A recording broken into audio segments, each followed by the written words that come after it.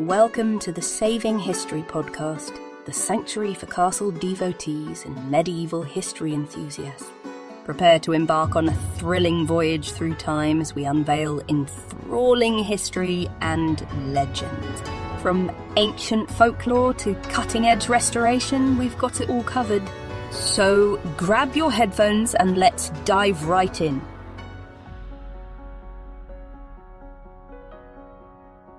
In the waning years of the 11th century, the air over Europe was thick with anticipation, a sense of destiny woven into the very fabric of society. The medieval world, a tapestry of feudal lords, valiant knights, and fervent clergy, was on the cusp of an era-defining adventure. At the heart of this impending historical crescendo was the call to the Crusades, a series of religious wars that would reverberate through the corridors of time. The stage was set in 1095 in the shadowed halls of the Council of Clermont, nestled in the heart of France. Here, amid the gathering of clergy and nobility, Pope Urban stood, a figure cloaked in the spiritual authority of the Latin Church. His voice, both thunderous and compelling, would soon ignite the fires of one of the most significant religious movements in Western history.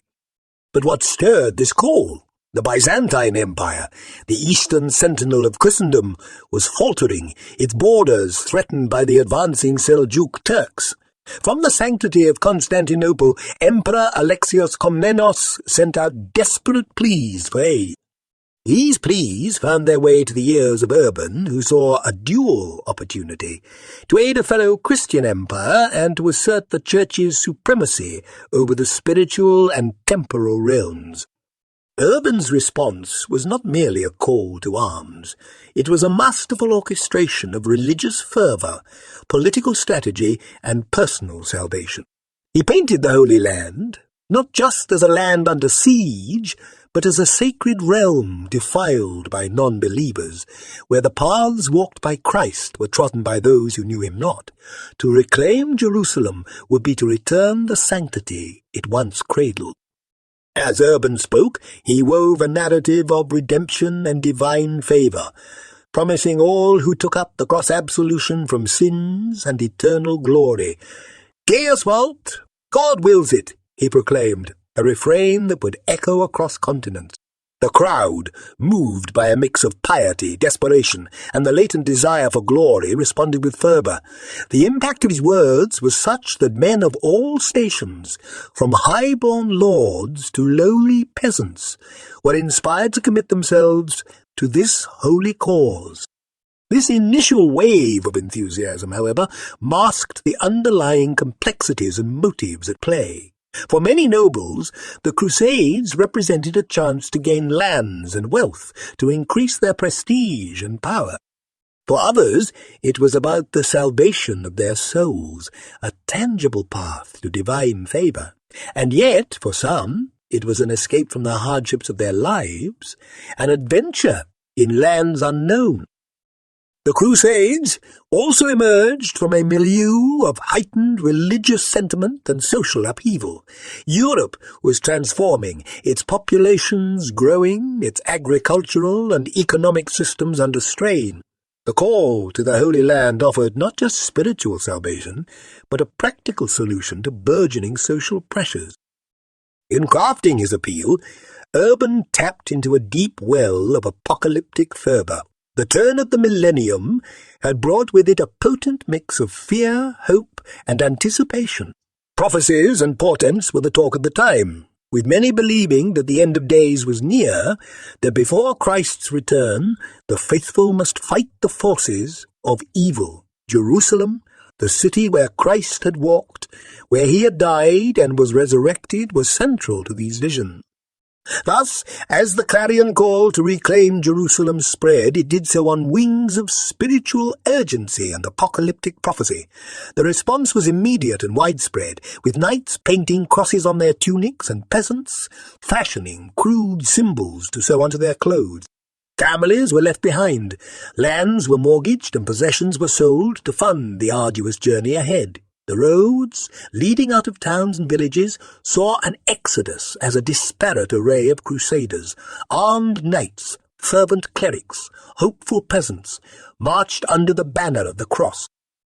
In this fervour, a movement was born, a movement that would span centuries, reshape borders, and forge legends. But beneath the heroic veneer of the Crusades lay a tapestry of human stories, tales of valour and villainy, sacrifice and savagery, hope and despair. These stories, often lost in the grand narrative, are the true heart of our journey into understanding the Crusades. As we delve deeper, we will uncover these stories, exploring the motives, the battles, the failures, and the triumphs of those who lived through these tumultuous times. Join us as we trace the footsteps of knights and commoners alike, across the deserts to Jerusalem, through the halls of power in Europe, and into the annals of history. The year 1095 marked a watershed moment in medieval Europe, one that would ripple across centuries and continents. In the plush, verdant heartland of France, within the ancient walls of the city of Clermont, history was poised to turn on the fulcrum of a single speech.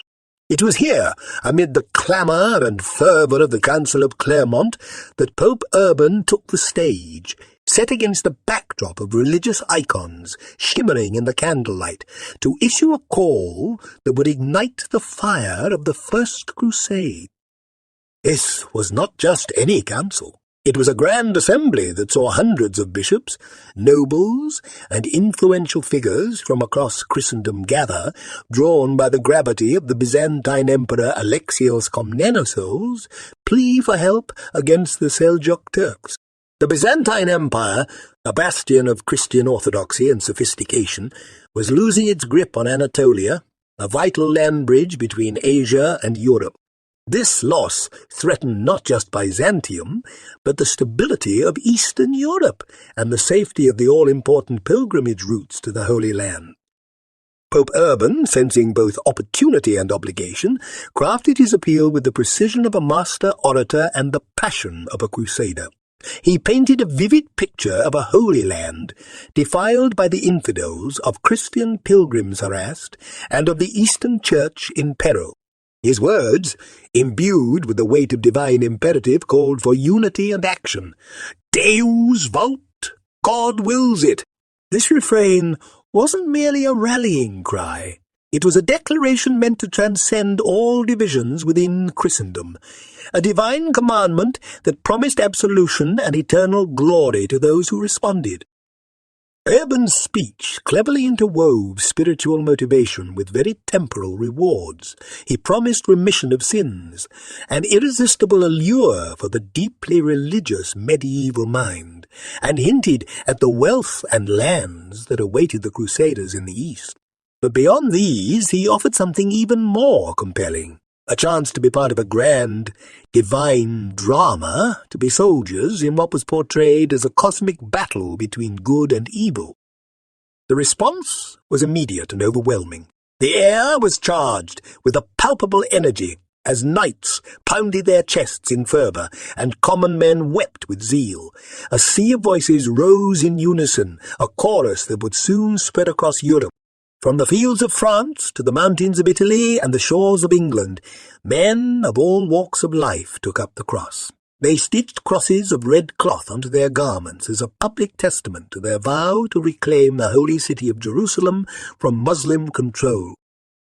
Urban's call did not just mobilize an army, it mobilized a movement. Across Europe, people were stirred by a complex mixture of piety, desperation, adventure-seeking, and greed. Landowners and peasants alike sold their possessions to fund their passage to the Holy Land.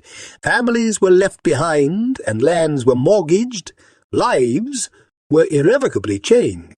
The promise of spiritual salvation and earthly reward proved an intoxicating mix, drawing thousands into the fold of what they saw as a holy war.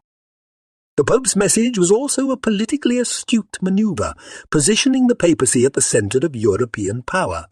It enhanced the Church's authority over both the spiritual and temporal realms, asserting its role as the leader of Christendom's united front Furthermore, it was a chance to mend the schism between the Eastern and Western churches, to bring Byzantium back under the influence of Rome. Yet, beneath the surface of this fervent uprising were the seeds of the complexities and contradictions that would come to define the Crusades. For as much as the Crusades were a clash between different faiths, they were also a clash of ambitions, cultures, and ideologies within the Christian world itself. Each crusader carried personal motivations intertwined with their proclaimed religious duty, creating a tapestry rich with human desires and divine aspiration. As these crusaders set out from their homes, marching towards Constantinople and beyond, they carried with them not just the weight of their armour, but the heavy burden of expectation. They were the chosen ones, marked by the cross, destined to walk a path fraught with peril and promise. The road to Jerusalem was long and uncertain, paved with hardship and hope, and it all began with a call to arms that echoed through the halls of Clermont, across the fields of Europe, and into the annals of history. As the echo of Pope Urban's impassioned call reverberated through the vast chambers of Clermont and spilled out across the countryside, it set in motion one of the most monumental pilgrimages in history. The First Crusade was not merely a military expedition, it was a mass migration, a journey fraught with both divine aspiration and earthly peril. It began in various corners of Europe, where men and women of all stations, knights, peasants, clergy, gathered, bound by a shared vow to reclaim the Holy Land. This journey, embarked upon with a blend of zeal and trepidation, would prove to be as arduous as it was transformative. The routes chosen by the Crusaders were as diverse as their backgrounds. Some opted for the overland route through the Balkans, a path fraught with logistical nightmares and hostile territories. Others, possessing more resources, chose to sail across the Mediterranean, braving the unpredictable seas. Each route was a testament to the complexity and audacity of this undertaking. For many, the journey began in a spirit of high adventure and religious fervour, underscored by a tangible symbol of the cross stitched onto their tunics. Yet the reality of the expedition soon set in. The Crusaders faced immense logistical challenges, provisioning for long marches, navigating foreign lands, and securing safe passage through regions controlled by those indifferent or even hostile to their cause. The overland travellers encountered landscapes that were as forbidding as they were foreign. The rugged terrain of the Balkans, with its dense forests and steep mountain passes, tested their endurance. Food was scarce, and the local populations were often unfriendly. The tales of these early hardships are captured in the chronicles of the time, which speak of nights under open skies, of hunger and disease, and of the constant threat of attack by bandits or hostile forces. Amidst these trials, the spirit of the Crusaders was both forged and fractured. Stories abound of knights who upheld a chivalric code, sharing their dwindling supplies with the less fortunate, protecting the vulnerable in their midst. Yet there were also tales of despair and darkness, where the scarcity of resources led to strife among the Crusaders themselves. One poignant tale from this period involves a knight from Normandy, Sir Geoffrey de Bouillon, whose diary entries provide a window into the soul of a Crusader. His writings reveal a man caught between the divine promise of salvation and the earthly reality of suffering. "Each step we take towards Jerusalem," he wrote, "is a step closer to God, yet with each step the shadow of death grows longer." His words capture the existential dichotomy of the crusade, a journey towards spiritual light through a landscape overshadowed by hardship. The narrative of the journey also includes the lesser-known participants, the camp followers who included not just the families of knights, but also merchants, artisans, and others drawn by the economic opportunities the crusade promised. Their stories are often overshadowed by those of the knights, yet they provide a crucial perspective on the socio-economic fabric of the crusade. These followers face their own set of challenges, from the need to secure trade goods to the dangers of travelling in a large, slow-moving caravan. As the Crusaders moved ever closer to Constantinople, the Byzantine capital, their presence grew from a trickle to a flood.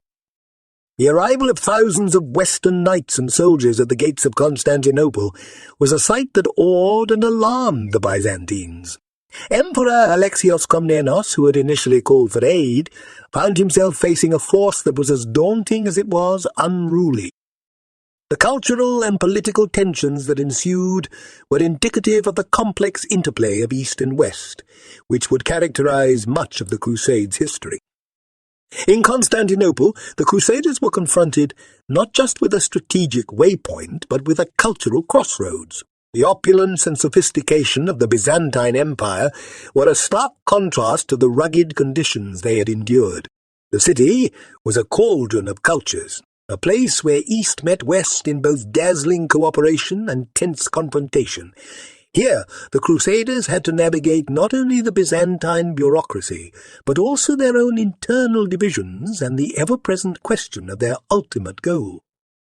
The journey from Clermont to Constantinople was thus not just a physical trek, but a profound transformation for those who undertook it. It tested their faith, their resolve, and their unity. It stripped away illusions, exposed weaknesses, and, for some, reinforced the righteousness of their cause. As they finally set out from Constantinople towards the even greater trials that awaited them in the Holy Land, the Crusaders were no longer just an army. They were a movement, reshaped by the road, carrying with them the hopes, fears, and the heavy burden of their holy quest. In the sweltering summer of 1099, the Crusaders, weathered and weary from their arduous journey across continents, stood before the ancient walls of Jerusalem. This city, a mosaic of faiths and the center of the world in medieval cosmography, was the culmination of their holy quest. The air was thick with dust and determination as thousands of Crusaders, eyes fixed upon the sandstone battlements, prepared for one of the most consequential sieges in the annals of the Crusades. Jerusalem, a city hallowed by its associations with Christ, had changed hands several times over the centuries, bearing witness to a succession of conquerors. Now it lay under the control of the Fatimid Caliphate, its defenders as determined to protect it as the Crusaders were to reclaim it. The siege that unfolded was not just a battle of arms, but a profound clash of convictions and cultures. The Crusaders encircling the city faced formidable challenges. The walls of Jerusalem, steeped in history and fortified by layers of previous conflicts, were daunting. Moreover, the Crusaders arrived depleted, their numbers thinned by battles, disease, and the harsh conditions of their journey. Their supplies were dangerously low, water was scarce, and the surrounding countryside had been stripped of resources by the city's defenders. Despite these adversities, the Crusaders pressed on, driven by a potent mixture of religious zeal and desperate determination. They constructed siege engines from whatever materials they could scavenge, including wood from dismantled ships brought overland from the coast.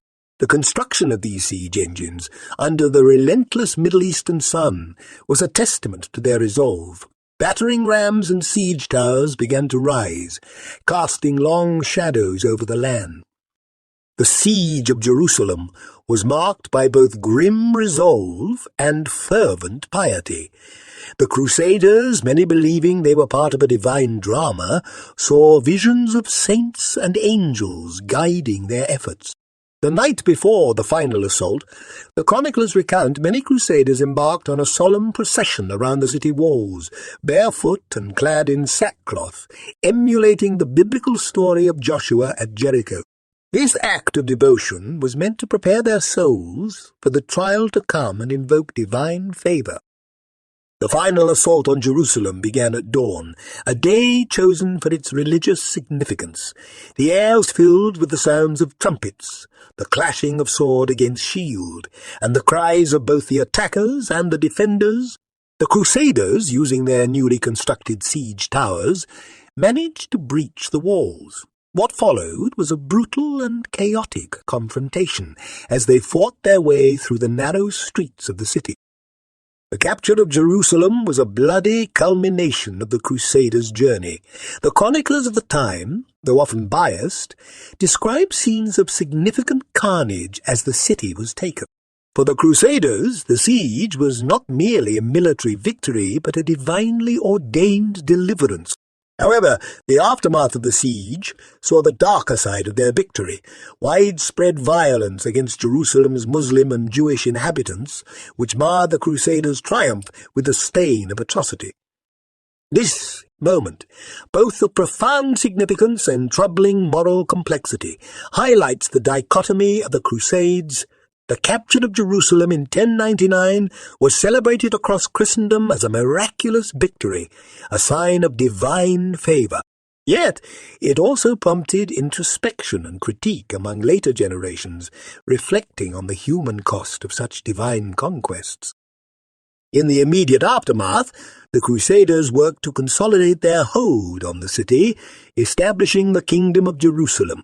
This new Crusader state became a focal point for further conflicts and crusades, a bastion of Christian power in the Holy Land, but also a perpetual source of tension and conflict.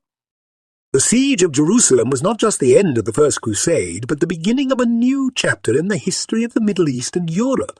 It reshaped political and religious landscapes, influencing centuries of subsequent history. The echoes of the siege resonate in the collective memory of multiple cultures and continue to influence the geopolitical realities of the modern world. In the wake of the brutal siege and dramatic capture of Jerusalem in 1099, the Crusaders, now masters of a city holy to many faiths, faced the daunting task of governing a diverse and fractured region.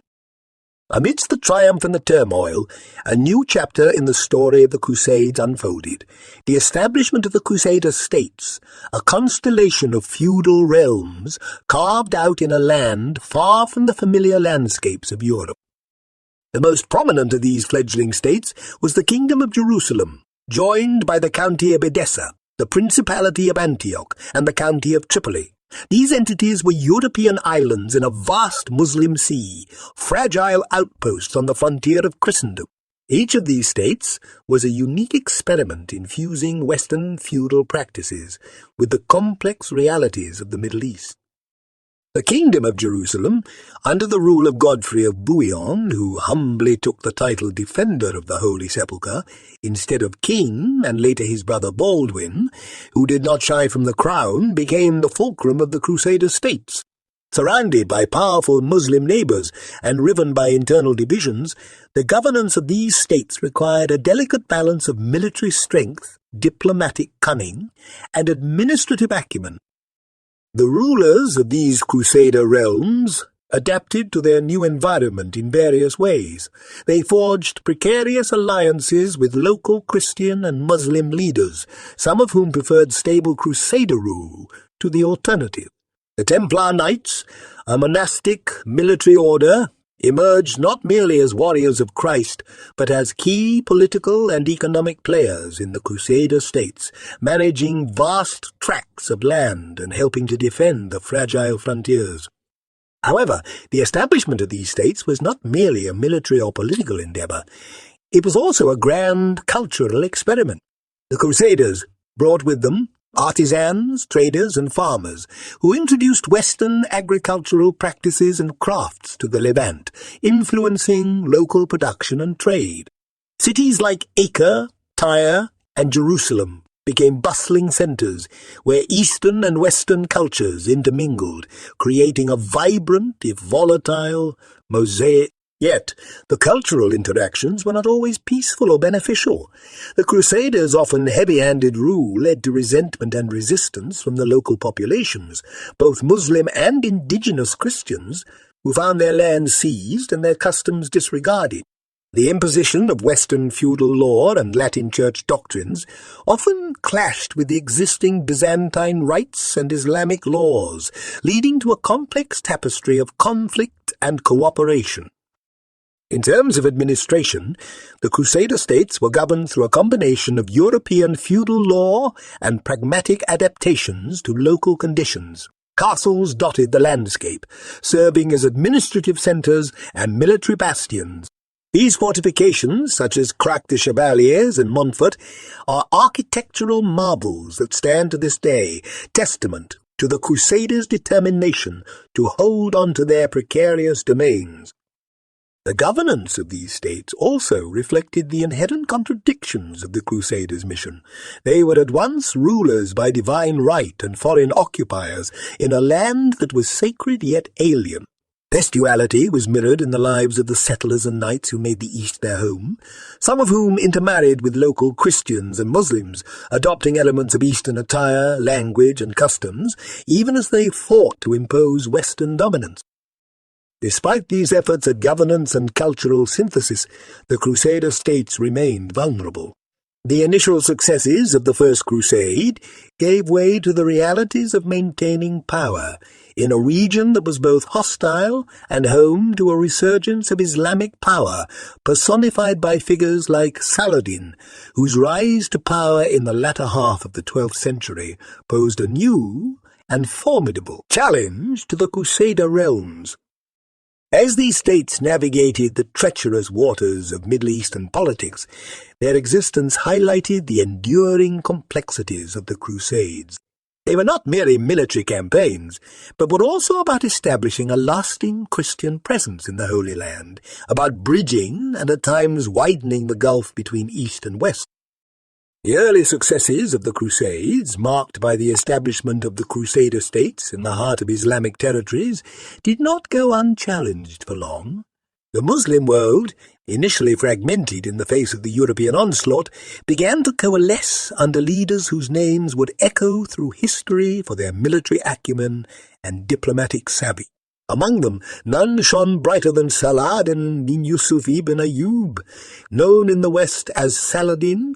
Born into a world of political instability and military upheaval, Saladin rose from modest beginnings in Tikrit, modern-day Iraq, to become the Sultan of Egypt and Syria. His ascent was marked by not only his martial prowess, but also his astute grasp of the political landscapes of the Near East. Saladin's story is one of consolidation and charisma, drawing together Muslim forces fragmented by internal strife and the external pressures of the Crusader presence. Saladin's leadership heralded a new era in the Muslim response to the Crusades.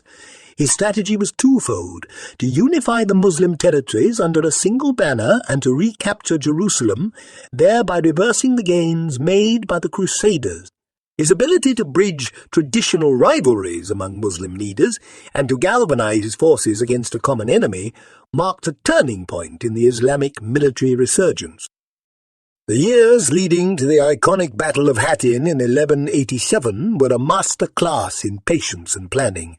Saladin fostered alliances with Muslim rulers and systematically built a military force capable of challenging the fragmented Crusader states. His campaigns in the Levant were marked by careful strategic planning, where battles were as much won by diplomacy as by force.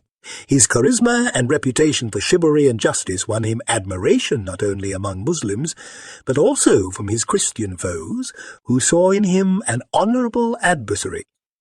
The Battle of Hattin was a culmination of Saladin's strategic genius. By cutting off the Crusader forces from their vital water supplies near the Sea of Galilee, he forced them into a desperate and devastating engagement. The victory at Hattin led to the downfall of the Kingdom of Jerusalem and marked the zenith of Saladin's power. It was not just a military triumph, but a symbolic victory that resonated across the Muslim world, reinvigorating the Islamic spirit and reshaping the political landscape of the region. Following Hattin, Saladin's forces proceeded to reclaim much of the territory lost to the Crusaders, including the prized city of Jerusalem, which fell after a siege in 1187. His entry into Jerusalem was starkly different from the bloodshed that marked the Crusader capture of the city in 1099. Saladin's takeover was noted for its restraint and mercy. He allowed Christian pilgrims safe passage and religious freedom, actions that were in line with his reputation as a ruler guided by the principles of justice and respect for all faiths. The recapture of Jerusalem by Saladin did not spell the end of the Crusader presence in the Levant, but it significantly altered the nature of the conflict. It ushered in a period of heightened military tensions, characterized by successive crusades launched by Europe to reclaim the lost ground, none of which permanently reversed Saladin's gains. Saladin's legacy extended beyond his military successes. He became a symbol of Muslim unity and resistance, a hero celebrated in the tales of the Arab world and respected in the chronicles of his enemies. His policies and governance model, emphasizing justice and tolerance, influenced succeeding generations and left a lasting imprint on the region. The Muslim response to the Crusades thus evolved from initial disarray to a sophisticated and unified effort under leaders like Saladin. His response was not just military but also ideological, seeking to reclaim not only the lost territories but also the narrative of the Crusades from the Muslim perspective. It highlighted a period of intellectual, military, and cultural revival that countered the European narratives of barbarism and religious intolerance. The Muslim response, culminating in the victories of Saladin, showcased a civilization at its zenith of power and cultural confidence. It was a response that not only reshaped the Middle Eastern landscape, but also left a lasting legacy on how the Crusades were viewed and remembered in the annals of both Islamic and Western history. As the echoes of the earlier Crusades began to fade, the landscape of this epic confrontation between Christendom and the Islamic world continued to evolve, marking the onset of later Crusades that were as diverse in their nature as they were in their execution and motives. These later campaigns, spanning from the early 13th to the late 15th century, tell a story of shifting objectives, where the spiritual impetus of the early Crusades gradually gave way to more complex motives intertwined with political, economic, and territorial ambition. The Fourth Crusade, 1202 to 1204, for instance, diverged dramatically from its original religious intent, culminating not in the liberation of Jerusalem but in the sacking of Constantinople, the Christian Byzantine capital. This event, a stark deviation from the Crusades' purported holy mission, was driven by a potent mix of Venetian economic interests and the political machinations of the Crusader leaders. The fall of Constantinople to fellow Christians laid bare the increasingly secular motivations behind the Crusades, casting a long shadow over the sanctity of their cause and deeply fracturing Christian unity. This era also witnessed the emergence of the Albigensian Crusade, 1209 to 1229, against the Cathars in southern France. Here, the crusading zeal was turned inward, against fellow Christians deemed heretical. This campaign, sanctioned by the papacy, was as much a crusade against perceived spiritual deviance as it was a convenient pretext for the northern French nobility to extend their influence and lands at the expense of the culturally distinct and prosperous south. Simultaneously, the northern Crusades, beginning in the 12th century, against the pagan tribes of the Baltic region, opened a new frontier for crusading activity. Unlike the Holy Land Crusades, these were driven by a combination of missionary zeal to spread Christianity and the secular goals of expanding the territorial domains of the Teutonic knights and other feudal lords. These campaigns, though lesser known, were crucial in the Christianization and political consolidation of northeastern Europe, fundamentally altering the region's cultural and religious landscape. As the 13th century waned, the nature of the Crusades continued to evolve. The 5th and 6th Crusades saw attempts to recapture the Holy Land through a combination of military force and diplomatic maneuvering. Figures such as Frederick II, Holy Roman Emperor, pursued a largely diplomatic path, securing a temporary handover of Jerusalem to Christian control through negotiations with the Egyptian Sultan. This approach highlighted a growing recognition that outright military conquest might no longer be feasible, given the strengthened resolve and unity of the Muslim powers. However, the later Crusades increasingly mirrored the complexities and contradictions of their times. The Seventh Crusade, led by Louis IX of France, epitomized the continued draw of the crusading ideal, as it attempted once more to establish a lasting Christian stronghold in the Near East through direct military engagement. Despite initial successes, it ultimately resulted in failure and the capture of Louis, underscoring the diminishing effectiveness and changing dynamics of Crusader warfare. By the time of the Eighth and Ninth Crusades, the zeal that had fueled the early Crusades had significantly waned, and these later efforts were characterized by even greater challenges and fewer successes. The fall of Acre in 1291, the last significant Crusader stronghold in the Holy Land, marked the end of the Crusader States and effectively concluded the classical period of the Crusades. The legacy of these later Crusades is complex. On one hand, they expanded the geographic and conceptual scope of what constituted a crusade, affecting wide swathes of Europe and the Near East and interacting with a variety of cultures and political entities. On the other hand, they also reflected the growing interplay of religious motives with more overtly political and economic ones, illustrating the transformation of the crusading movement into a tool of broader medieval statecraft and expansionism.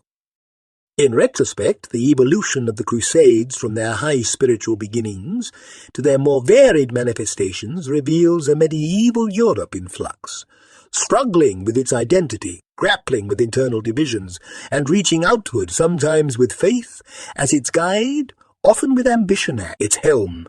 This period, marked by the waxing and waning of the crusading spirit, invites reflection on the nature of conflict and the often blurry line between sacred duty and worldly desire.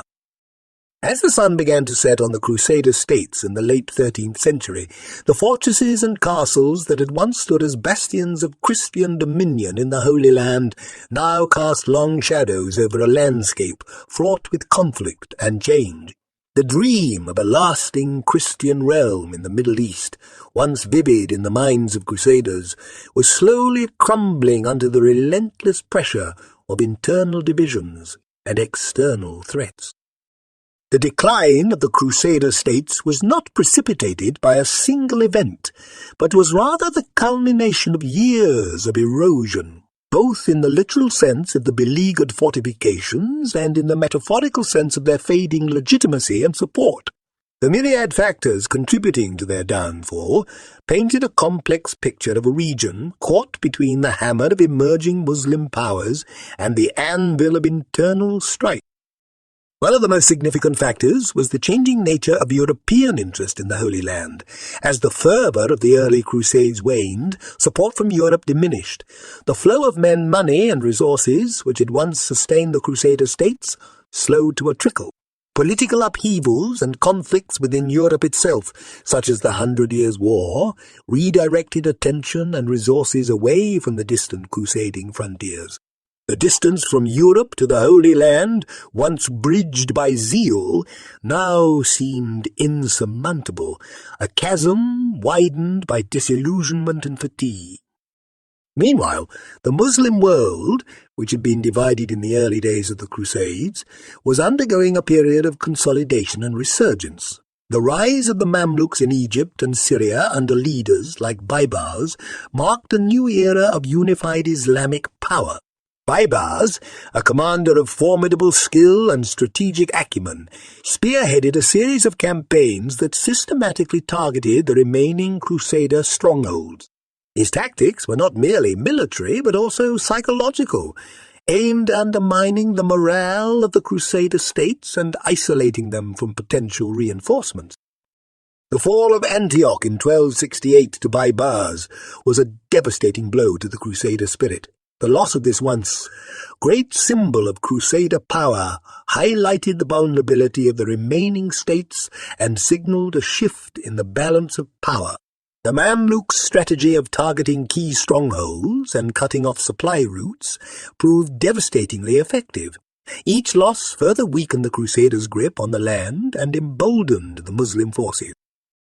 In the years that followed, the Crusader hold on the Holy Land continued to weaken.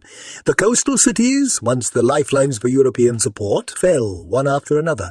The final blow came with the siege and fall of Acre in 1291.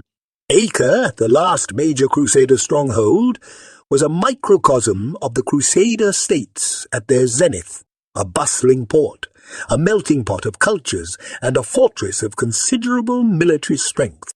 Its fall, after a fierce and bloody siege, marked the end of the Crusader States. The siege of Acre was both a military and symbolic defeat, a final testament to the fading dream of a Christian Holy Land. The defenders, a mix of knights, mercenaries, and civilians, fought with a desperation born of the knowledge that their defeat would spell the end of their centuries-long presence in the region. The Mamluks, under the command of Sultan al-Ashraf Khalil, executed the siege with precision and relentless pressure, ultimately breaching the walls and overwhelming the city. The aftermath of Acre's fall was grim. Many of the city's inhabitants were killed or sold into slavery, and the once thriving hub of Crusader life was left in ruins. The loss reverberated back across the seas to Europe, where it was mourned as the death knell of the crusading era. The fall of the Crusader States is a poignant chapter in the history of the Crusades, marked by the dramatic rise and tragic fall of a grand, albeit flawed, experiment in medieval statecraft and intercultural relations. It serves as a powerful reminder of the transient nature of empires and the relentless march of change. As the dust settled over the ruins of Acre in 1291, the Crusader States ceased to exist, but the legacy of the Crusades continued to echo through the corridors of history, reverberating across centuries and continents. The Crusades, a series of religiously inspired military campaigns, had commenced with a fiery sermon at Clermont and concluded in the ashes of conquest and defeat. Their impact, however, extended far beyond the immediate military and political outcomes, shaping the cultural, religious, and social landscapes of both Europe and the Middle East for generations to come. The Crusades fundamentally altered the relationship between the Christian and Muslim worlds. In Europe, they fueled a religious fervor and a sense of identity grounded in opposition to the Islamic other. This constructed dichotomy, though already present, was amplified and entrenched through the tales of valor and villainy that were woven into the fabric of medieval Christendom. The returning Crusaders brought with them not only spoils and stories, but also a wealth of knowledge that included translations of Arabic texts on science, medicine, and philosophy. This transfer of knowledge would later contribute to the intellectual revival of Europe, influencing the Renaissance and shaping the contours of Western thought. Conversely, in the Muslim world, the Crusades led to a strengthened military and political unity, particularly under figures like Saladin, whose legacy of leadership and chivalry became legendary. The Crusading era also spurred a renaissance in Islamic scholarship, art, and architecture, as the need to fortify and beautify cities led to significant developments, which were also reactions to the cultural interchange brought about by prolonged contact with the Crusaders. The Crusades also left an indelible mark on the landscapes they touched. Castles and fortifications dotting the hills of the Middle East and the ruins of great cities bear silent testimony to the era of the Crusades. These architectural relics are not merely historical sites, but symbols of a time when two worlds collided with force and fervor. Moreover, the legacy of the Crusades is evident in the persistent stereotypes and mutual perceptions that continue to influence Christian-Muslim relations today. The narratives established during the Crusades have often been revived or referenced in modern political and cultural conflicts, sometimes fueling contemporary misunderstandings and tensions. In addition, the Crusades had profound implications for the Jewish communities of Europe and the Levant. The Crusaders, in their march towards the Holy Land, perpetrated numerous massacres of Jewish communities, deepening the rift between Jewish and Christian populations. These pogroms prefigured later anti-Semitic violence in medieval Europe, embedding deep scars that would affect Jewish-Christian relations for centuries. Economically, the Crusade opened up the Mediterranean to European merchants and helped to establish Venice, Genoa, and other city-states as major economic powers. The need for supplies and transport for the Crusaders led to the flourishing of trade routes and the development of more sophisticated methods of maritime commerce and finance. Politically, the Crusades contributed to the centralization of power in Europe. As monarchs levied taxes and raised armies for the crusade, they consolidated their control over their realms. The weakening of feudal lords, who often mortgaged or lost their lands to fund their crusade campaigns, accelerated this process, paving the way for the emergence of stronger centralized states. As we reflect on the Crusades from the vantage point of history, we see a series of events that are both a distinct epoch and a bridge between the medieval and modern worlds. They remind us of the enduring capacity of faith to move mountains and to make war. They challenge us to recognize the complexities of human motives and the intertwined paths of different cultures. The Crusades, with their tales of courage, faith, and folly, continue to serve as a mirror, reflecting the perennial human struggles for power, salvation, and understanding. In concluding our journey through the Crusades, we find that their most enduring legacy is perhaps the lesson that history, while shaped by conflicts, is also a tapestry, woven from threads of reconciliation, learning, and mutual respect. It is this understanding that allows us to appreciate the full spectrum of the Crusades' impact, a saga marked by the worst of enmities and the best of humanity. Thank you for joining us on this enchanting journey through medieval history. While our weekly episodes will continue to captivate your imagination, there's an exclusive treasure trove for subscribers, a secret vault of bonus episodes filled with extra tales and deep dives into the subjects we cover. Your curiosity fuels our mission, and we're truly thankful for your support. Until we meet again among stone walls and towering turrets, keep that torch of curiosity burning bright. Thank you for listening.